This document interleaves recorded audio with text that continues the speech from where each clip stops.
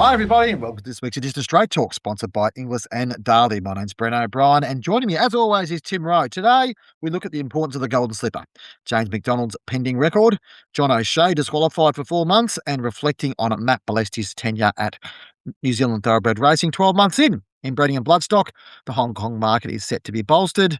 New Zealand enforces an Australian foal ban. Is South Africa the answer to a local staying ranks? And the sales circuit hits Adelaide. While in wagering, is cash betting on the way out? Tim, it's Golden Slipper week. It's always a huge week in racing. Saturday's meeting at Rose Hill contains 5 Group 1 races, which is more than any other Group 1 or any other meeting in Australia. I mean, where does this race day sit in your mindset as sort of how important it sits to Australian racing? It doesn't sit as a designated feature day. It's not part of the championships or the spring carnival or whatever, but it is a huge day of racing, isn't it? It is, I guess, probably, as Peter V'landys will say, or Racing New South Wales, with the Everest and the encroachment on the spring, per se, away from footy season. Footy season does, control a lot of people and punters' interest, but and it gets earlier and earlier every year too. Footy season does get earlier and earlier every year. So, anyway, keep going. Yeah, it is a significant day, and the results, well, particularly this weekend, just the slipper anyways, particularly, if a Colt wins it, I'd argue that the Coolmore Stud Stakes at 3 probably has the same effect now on value of Colts, but still significant.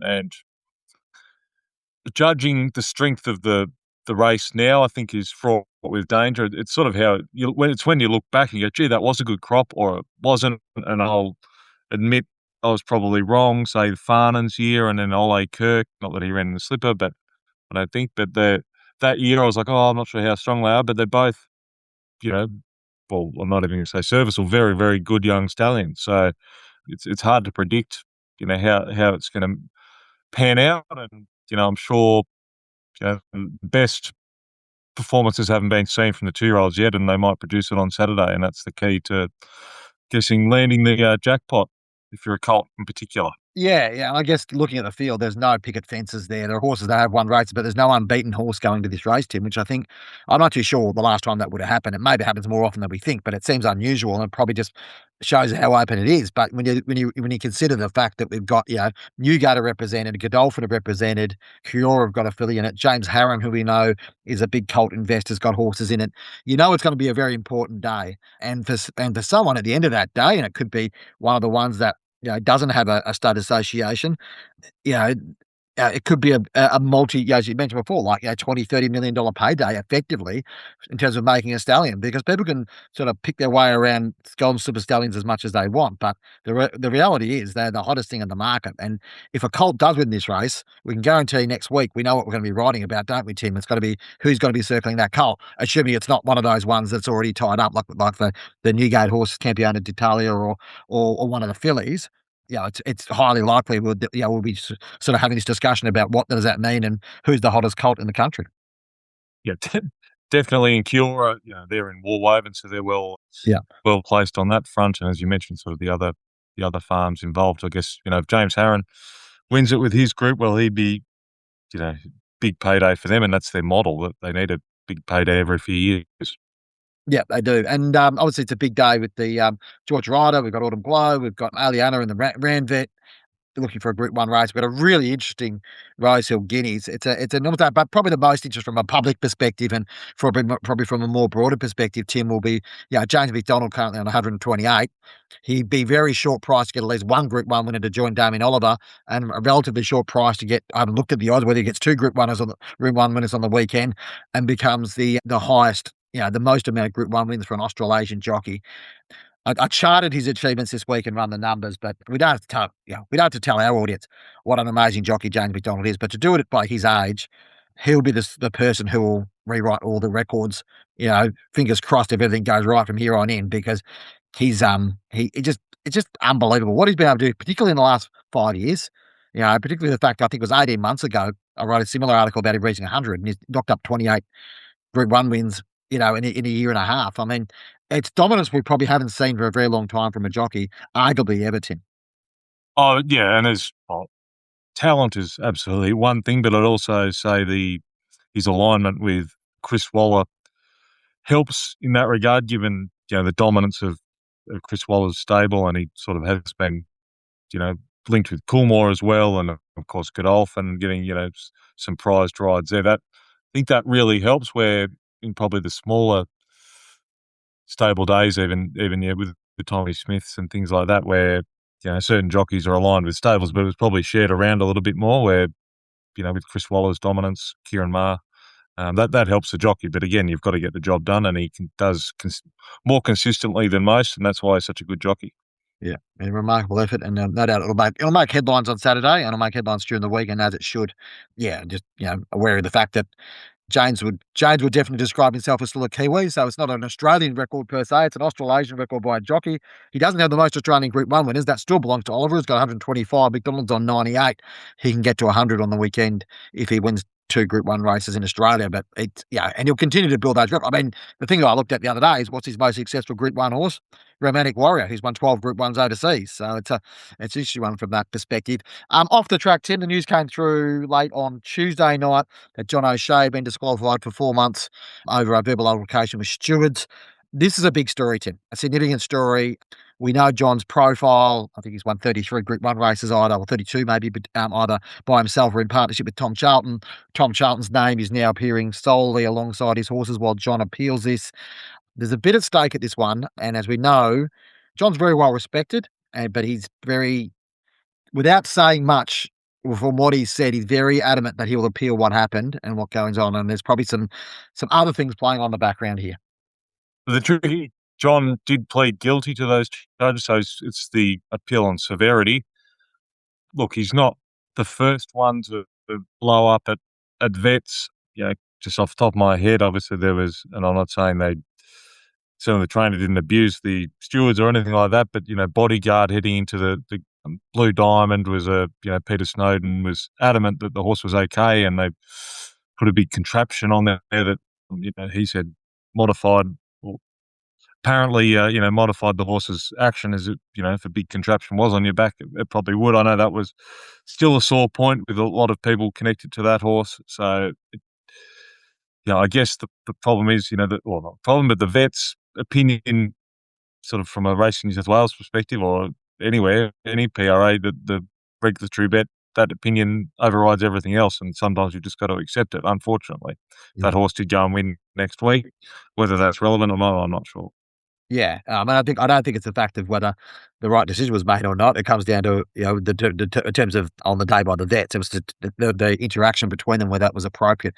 I sort of had a bit of a different perspective put on this yesterday when just talking about the stress vets are under when they're doing their job, and that perhaps there needs to be a bit more education within the racing industry about how to deal with situations like this from a trainer perspective, and from around that about there are ways to deal with these things which takes out which diminishes the conflict and de-escalates things. But I'm not going to necessarily talk about that. There's some other things going on in the background about whether O'Shea might have been a target for other reasons and all that type of stuff. I'm not going to necessarily speculate about that, but it all sort of feeds into this broader story about some challenges in the New South Wales landscape at the moment, and that all is not well in terms of where things sit. Interesting story separately on from Warwick Bar this morning on Matt Ballesty, the CEO of New Zealand Thoroughbred Racing. He's just over 12 months into his role there, Tim. I know you spoke to him sort of early in the journey. Warwick spoke to him, I think it was last week, and the article's gone up this morning on the Straight, just talking about what NZTR are and where things are sit. Now, what I would say, if you take a temperature at the moment, he's embarking on a significant change of how way things are done, and that was his remit. We know racing is not set for change, but we also know that probably there's there is some disquiet, and whether how big that disquiet is hard to measure. With the New Zealand ranks them out at the moment about the way NZTR have gone about some of these processes and where things are sitting. Change isn't easy, so I can't see, and I think Matt Ballesty is aware of that. I can't see how it's going to get easier, but there is this sort of tension point around the fact that the Entain first 5 years of their deal, guaranteed funding, finishes in 2028. It's a complex job he's undertaking. He seemed to be up for it and ready to go, but he also is receiving a lot of feedback from the industry, Tim, which is probably not surprising given what we know about the racing industry globally.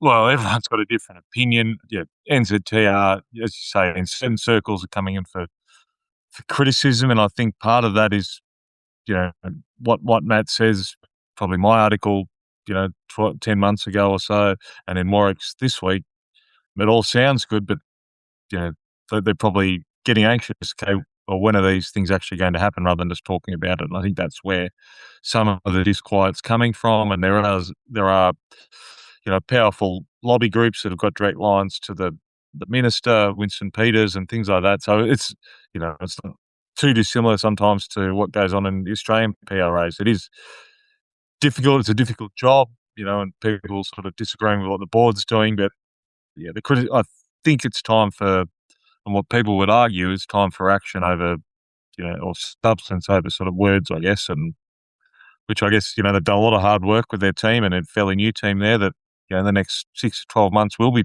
pivotal, as we keep saying.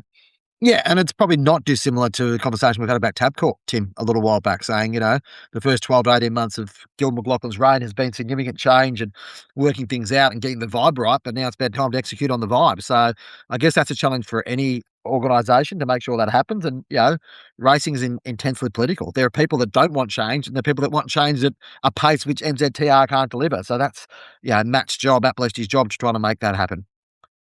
The following segment is brought to you by Darley.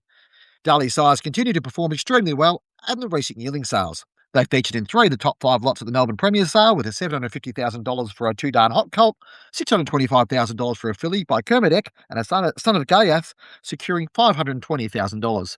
The progeny of Animo, Harry Angel, Street Boss, Pinatubo and Blue Point were all strong demand across the Victorian sale. That comes after the progeny of emerging Darley stallions provided the top 2 prices at English Classic, the top price at Tasmania, and the third top price in Perth. By Darley in 2026. Tim, on to the breeding and bloodstock landscape. We often kick off with this one, but we decided we'd go with racing today as at the top of the order, but we'll move into the breeding and bloodstock space.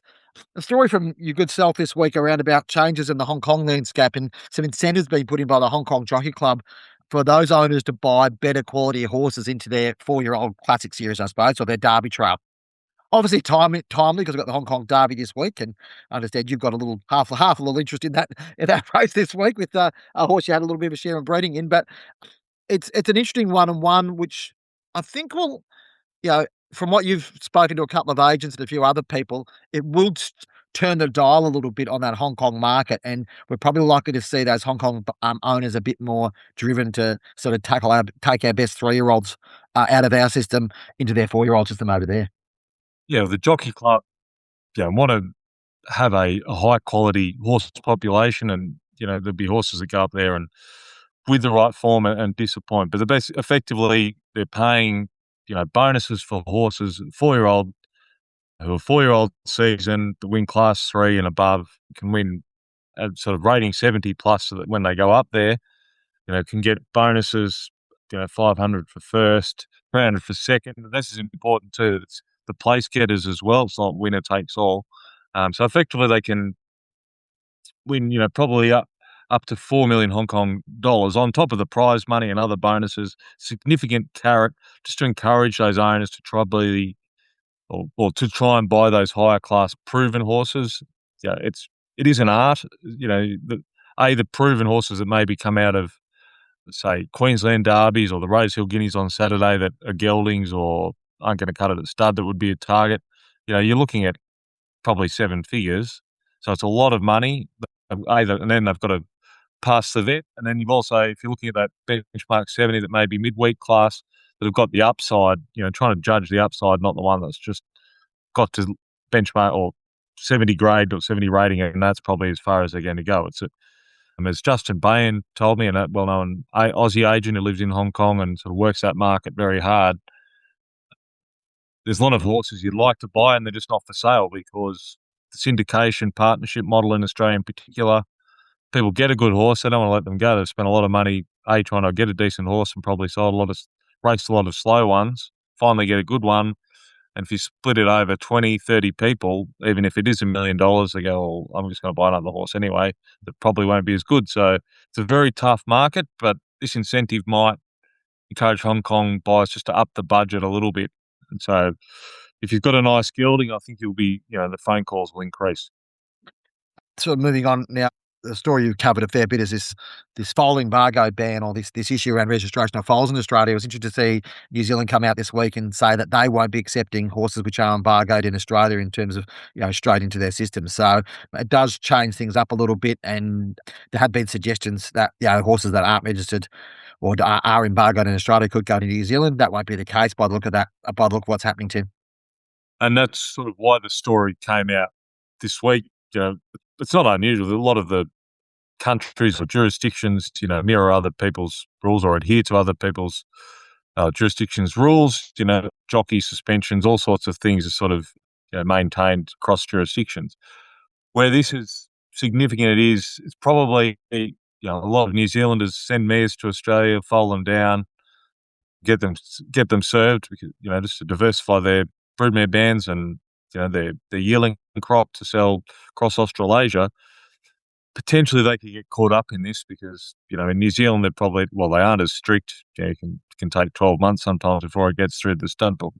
So potentially it's sort of a reminder to make sure you've got your horses registered and that there's no loophole to get them to New Zealand and everything's kosher. So it is.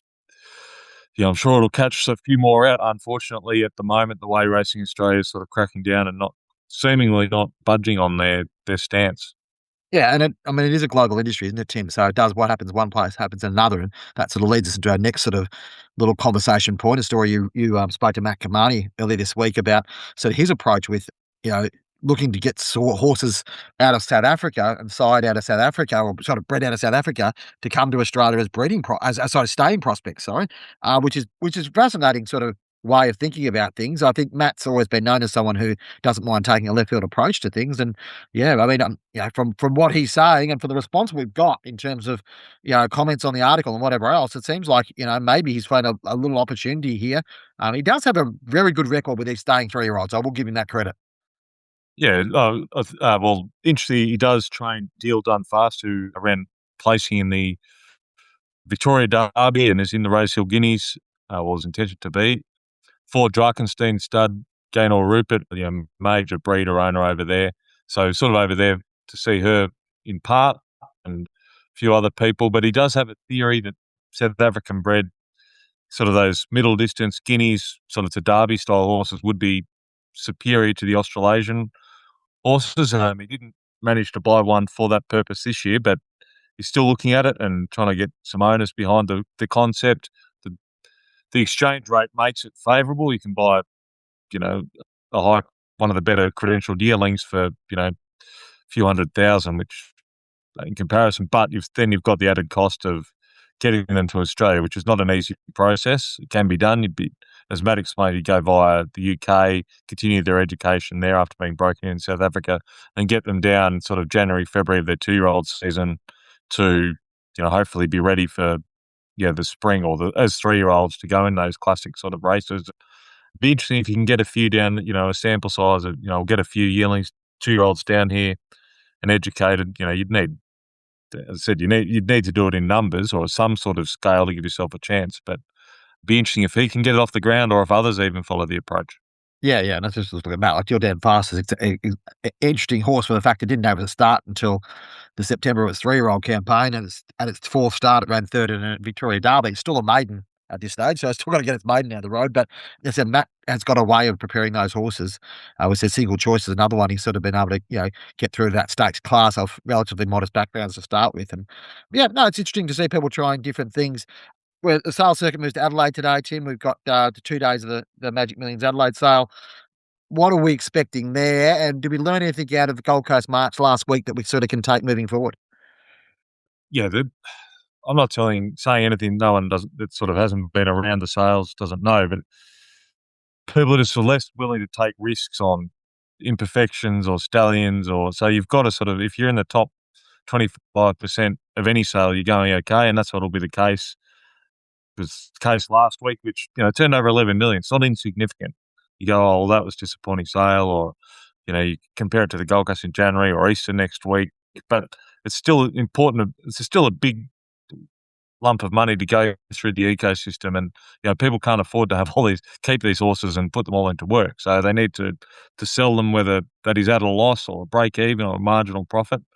And the same in Adelaide this week. There's a lot of traders there that buying stock for probably 30,000 through to 100 plus. That'll go through be seen at trials or the breeze-up sales later this year. And it is whatever they turn over, whether it's 3 or 4 million or whatever it is for the 2 days. It's probably more than that actually, but it's important. It's an important sale still, I think, to the ecosystem.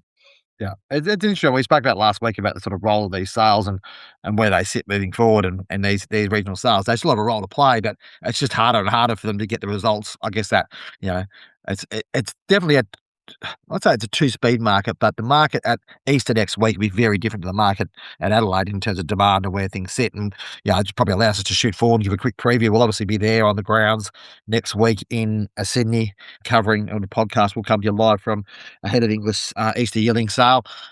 I mean, obviously we've lost the schnitzel out of wings. That's a disappointment. But taking that aside, there's nothing to suggest it won't be a very strong sale again there. The demand last year was quite high. It's obviously a slightly bigger catalogue this year. But I think Inglis would be expecting some pretty strong results and strong demand because there still seems to be plenty of appetite in the market, Tim.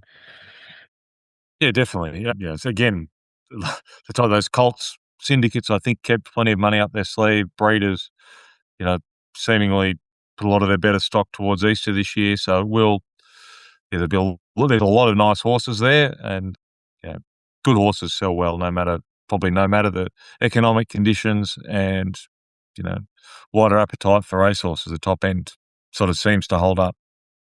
The following segment is brought to you by Inglis. Entries for the Inglis Chairman Sale in May close soon. In its short history, the Chairman Sale has become one of the most significant events on the global bloodstock calendar. In 2025, fillies and mares off the track at the Chairman Sale averaged a staggering $879,222.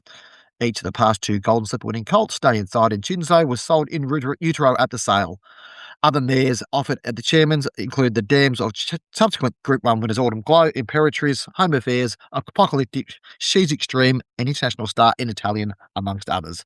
This year's format will mirror that of recent years, a late afternoon start at Riverside on Thursday, May 7, with a Where Elegance Meets Excellence theme. Entries for the Chairman's Sale must close soon. Go to inglis.com.au.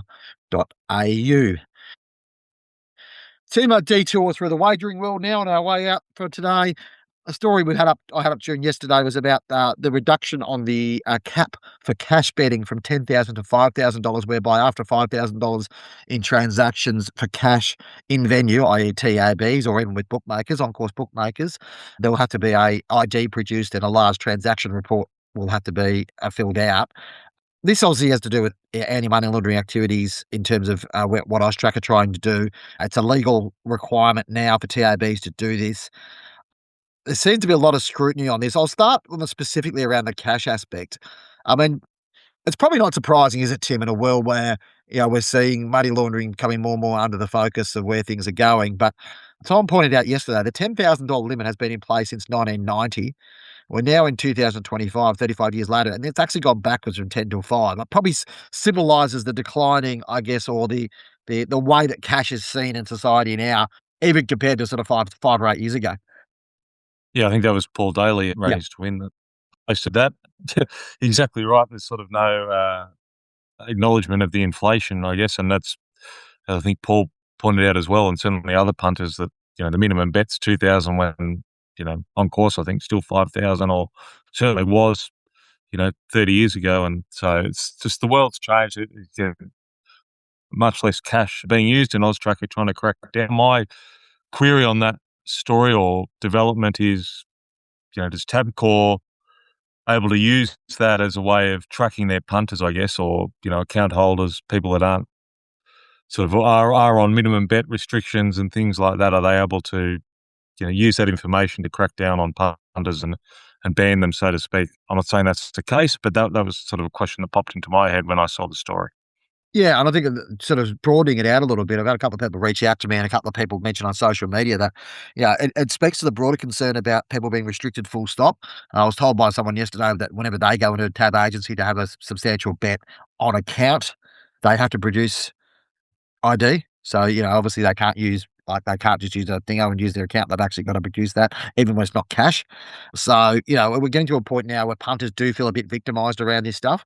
And whether well, yeah, what's the difference between it was kind of interesting. Someone put a post on social media during the week where they got a note from a WSP which said our risk appetite has changed and we no longer consider you an acceptable customer. Now, are they talking about the risk appetite for taking a bet, or are they talking about the risk appetite for possibly breaching money laundering guidelines or laws as put forward by Austrac? So there is concern there from the punting community is that they're using this as a way to monitor punters or as a way to do that. Now, obviously, the law is the law, so they've got to comply with that in terms of that cash stuff. But it's a general concern, isn't it, Tim, for punters that of all the things that are going on, certainly from a punting perspective, it's harder than ever to try to them to get the bet-ons that they need, and for those who are significantly good at this game and provide liquidity and bet into the market, yeah, it is a challenge. There are minimum bet limits in place, but it's not an automatically easy thing to go. They get blocked by some people. There's challenges with others. Yeah, is it a fair fight? I mean, that's probably the broader question, isn't it? Well, just talking from, if I the bookies that would look at my accounts, I'd take every bet that I try to put it on. But, my experience in the last 3 or 4 weeks, just tried to get a tab voucher so I didn't have to feed 50s through for $1,500. And they wanted ID and blah, blah, blah. This is at a pub tab. And I was like, oh, stuff it, I'll do it myself. Blah, blah, blah. And then, even on Sunday, I had a bet at the tab and it spun EBT at the pub and it spun and spun and spun, considering a bet cancelled. And the horse went from $4.80 to $1.80 without taking a cent. Fair enough, whatever. That's the game. Play on. But I still thought it was pretty ordinary from Tabcorp to not take a minimum bet sorry, it was an international market, so I get that there's no minimum bet, but still, I didn't take a cent. And that's why punters have to go through cash, and now they're I was cracking down on making it harder and harder to turn over money, legitimate money, not money, certainly not money laundering, and that's just going to hurt turnover. Yeah, yeah. And where does that money go, Tim? It doesn't just disappear. Where does it go? It goes to a black market. If someone sits there and goes, Well, exactly right. Fire up the VPN where I don't have those problems, and they're happy to take my bet. And so it's not a sealed system, is it? There's opportunities there for a lot of that to leak elsewhere. Well, there's been reports released, from authorities in the last few months, haven't there, about that? And let me tell you, it's not that hard to get illegal accounts. If you really want to, people can do it. So, pie in the sky, if people think, the geo blocking or all that sort of stuff, if you want to get a bet on, you can through the illegals pretty easily. Yeah, and I think 1 in 7 bets or 1 in 7 volume of bets on Australian racing is said to be through these illegal platforms. It's not 14% is not an insignificant amount in terms of that. And like I said, these big punters, they've got to find ways to get bets on or whatever else. And yeah, anyway, it's for me, it's not a great experience for the punter, and it's probably the thing that's been lost in all of this. I'll put that as part of my conversation in the newsletter today to talk about that, as well as the likelihood that the WA point of consumption tax will go up to 20%. And it seems pretty ridiculous in 2025, given the discussions we've had in the last few years, that a state government would consider putting up point of consumption tax even further. But well, it'll be interesting to see how that one plays out. It's not guaranteed it's going to happen, but when you start hearing the likelihood that it is going to happen, you know that if they're talking about it in the halls of Parliament, then probably there's a chance that it might end up in legislation moving forward. Thanks for joining us on Straight Talk. Thank you, Tim, for joining us. Of course, our Straight Talk brought to you by Darley and Inglis. Thanks for their support. Send us an email if you want us to talk about anything or got an interview subject or whatever else, editor@thestraight.com.au. As mentioned, we'll be at the Easter sale next week and we're providing special coverage around that. Don't forget to give us a rating whenever you're listening to our podcast. Be sure to subscribe. Send us an email, editor@thestraight. As I said, I've already done that one. And thanks very much for your time and we'll talk to you again soon.